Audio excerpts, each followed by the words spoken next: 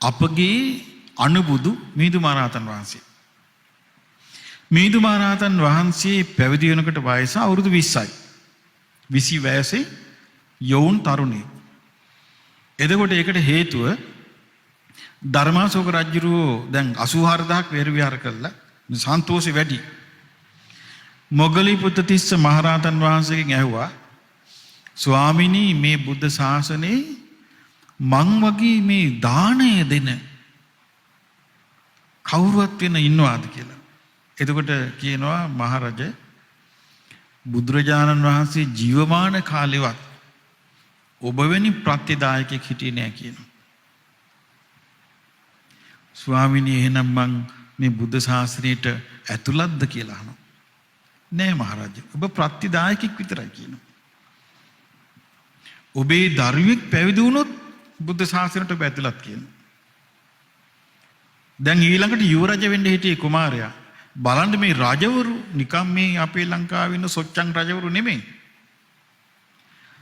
අධිරාජෙක්. ඒ අධිරාජයා තමන්ගේ පුත් කුමරාට කතා කරලා පුතයි දුවයි දෙන්නම හිටියා. ආහනා පුත්‍රය මට හරි ආසයි මේ බුද්ධ ශාසනයේ ඥාතියෙක් වෙන්න. මේක මට ඉෂ්ට කරලා දෙන්න පුළුවන්ද කියලා අහනවා. කොහොමද කියලා අහනවා. පැවිදි වුණොත් ඔබ පැවිදි වුණොත් මේ බුද්ධ ශාසනයේ මං ඥාතියෙක් කියනවා. එතකොට මේ වෙද්දී රහතන් වහන්සේලාගෙන් ධර්මය අහලා මිහිඳු කුමාරයා හරි පැහැදිලිවෙන් ඉන්න ශාසනය ගැන.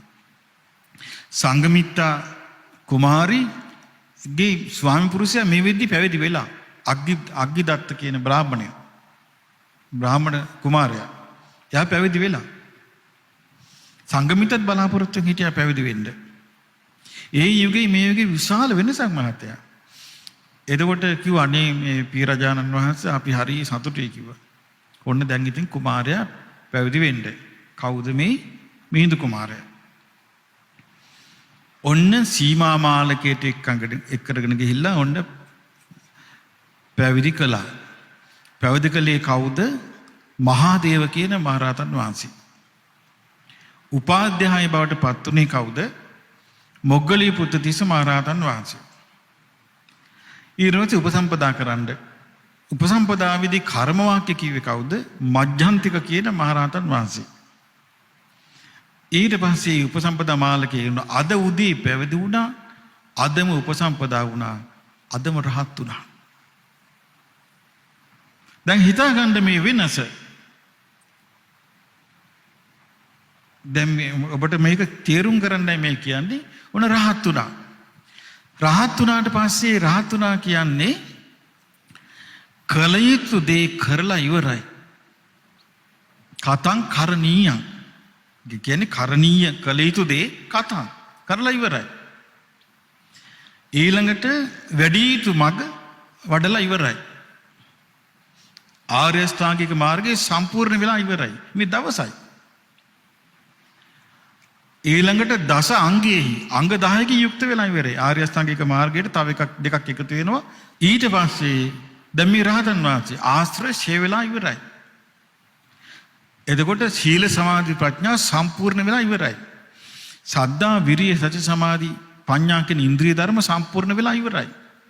සති ධම්මවිචේ විරිය පීති පස්සද්ධි සමාධි උපේක්ඛා කියන බොජ්ජංග ධර්ම සම්පූර්ණ වෙලා ඉවරයි. සතර සතිපට්ඨානෙ සම්පූර්ණ වෙලා ඉවරයි. අකුසල් ප්‍රහාණය වෙලා ඉවරයි. කුසලයේ මනාකොට පිටලා හිතත් පිරිසිදු වෙලා ඉවරයි. දැන් කලිත දෙයක් නැහැ. ඕන්න මොග්ගලී පුත්තිස්ස මහරහතන් වහන්සේ මේ යෝන් මිහිඳු මහරහතන් වහන්සේව ධර්මය ඉගෙන ගන්න පිටත් කරනවා. ඔන්න මිහිඳු මහරහතන් වහන්සේට ධර්මය උගන්වනවා. ඊට රහත් වෙලයි ත්‍රිපිටකය ඉගෙන ගත්තේ. දැන් ඔන්න වෙනස. රහත් වෙලා ත්‍රිපිටකය ඉගෙනගෙන රහතන් වහන්සේ නමක් හැටියටයි ධර්මය ඉගෙන ගත්තේ. රහතන් වහන්සේ නමක් හැටියට ධර්මයේ කටපාඩම් කළේ. දැන් මේ රහත් කියන අබබ්බයෝ කියනවා ධර්මයේ පාඩම් කරන්න එපා. ධර්මයේ දරා ගන්න එපා. ඔය নিরপেক্ষක. ධර්මයේ දරා ගන්න එපා. මම නම් යමුකුත් කරන්නේ අර්ථ ගත්ත අතෑරියා.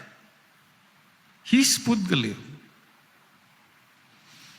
එතකොට මේ රහතන් වහන්සේ තමයි සම්පූර්ණ ත්‍රිපිටකේ දරාගෙන ඊළඟට බුද්ධ වචනේ දරාගෙන බුද්ධ කාලයේ තිබිච්ච අර්ථ බුද්ධ කාලයේ සූත්‍ර වලට ඒ බුද්ධ දේශනාවලට රහතන් වහන්සේලා මේකට අර්ථ මේක කියලා විස්තරාර්ථ ඊළඟට ඒකේ ඓතිහාසික ප්‍රවෘත්ති ඊළඟට මේ සූත්‍ර දේශනාවලට පාදක වෙච්ච පසුබිම් කතා නිදාන කතා මේ සියල්ල කටපාඩමින් දරාගෙන නිකන්ද රාග ද්වේෂ මොහ නැති නිකලෙස් හිතකින් දරාගෙනයි ලංකාවට වැඩි.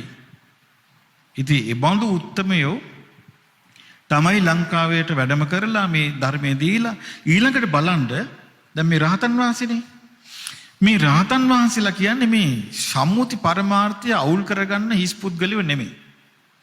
උන්වහන්සේලා සම්මුති සත්‍යයක් දන්නවා පරමාර්ථ සත්‍යයක් දන්නවා. ඔන්න රහතන් වහන්සේ ලංකාවට වැඩියා. වැඩිලා ඔන්න වස් කාලේ අවසන් වුණා.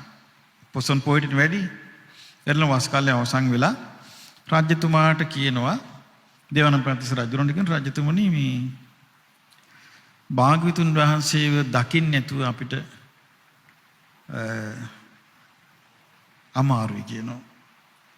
ඇයි මේ ස්වාමීනි නෑ භාග්‍යවතුන් වහන්සේව දැක ගන්න මම මේ දඹදිව යන්න කියලා. ඉතින් වහන්සේ කිව්වනේ භාග්‍යවතුන් වහන්සේ පිරිනොම් පෑවා කියලා. දැන් මේ සම්මුති පරමාර්ථය අල්ලගෙන මේ බැට දෙන හිස් පුද්ගලයන්ට මේ හොඳ උදාහරණයක්. ඊට පස්සේ කියනවා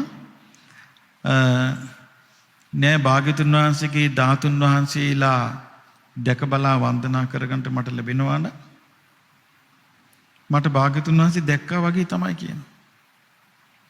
එතකොට දැන් දිවනපෑතිස්ස රජතුමා කැමති නෑ මිහිඳු මහරහතන් වහන්සේ පිටත් කරන්න. එහෙනම් ස්වාමීනි භාග්‍යවතුන් වහන්සේගේ ධාතුන් වහන්සේලා මෙහෙට වඩම්මන්න අපි ධාතුන් වහන්සේලා තැන්පත් කරලා හදමු චෛත්‍යයක් කියනවා. ඔන්න එතකොට සුමන සාමණේරයන්ට බාර දුන්නා වැඩි. එතකොට සුමන සාමණේරයෝ වැඩියා නොවැම්බර් මාසේ කාර්තික කියන බෝධි පූජා උත්සවයේ තියෙන කාලේ. කියලා කියන බුදුරජාන් වහන්සේ මේ වහන්සේගේ ධාතුන් වහන්සේලා බුද්ධ පාත්‍රයට අරගෙන ඉන්න කිව්වා.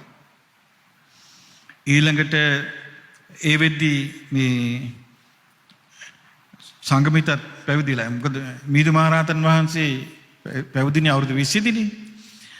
12 අවුරුද්දක් ධර්ම ඉගෙන ගත්තා. මෙහි වැඩි වයස 32 දී. වයස 32 දී වැඩි. මේ එකපාරට මේ අද රහත් වුණා හෙට බණ කියනවා කියන එකක් නෙමෙයි මේ හොඳට ධර්ම ඉගෙනගෙන මේ කරලා තියෙන්නේ. ඊට පස්සේ ඔන්න බෝධින් වහන්සේ වඩපන්නක ඒක බාර දීලා මිහිඳු මහරහතන් වහන්සේ සුමන සාමණේරයන් වහන්සේට කියනවා සුමනය ධාතුන් වහන්සේලා අරන් එන්න ගමන් තව්තිසාවට යන්න සක්දෙවිඳුටත් කියන්න මේ අපි වේලාසෙනින් පිටක් කළා ඔබ හක බලාගෙන ඉන්න එක නම් හරි නෑ කියලා අකුධාතුන් වහන්සේ ඉල්ල ගන්න කියනවා. එතකොට සක්දෙවිඳුට ඒක කිව්වම පස්සේ දෙන්න වෙනවනේ. ඊට පස්සේ සුමන රහතන් වහන්සේ මේ ධාතුන් වහන්සේ ධාතු පාත්‍රයත් අරගෙන තව්තිසාවට වඩිනවා.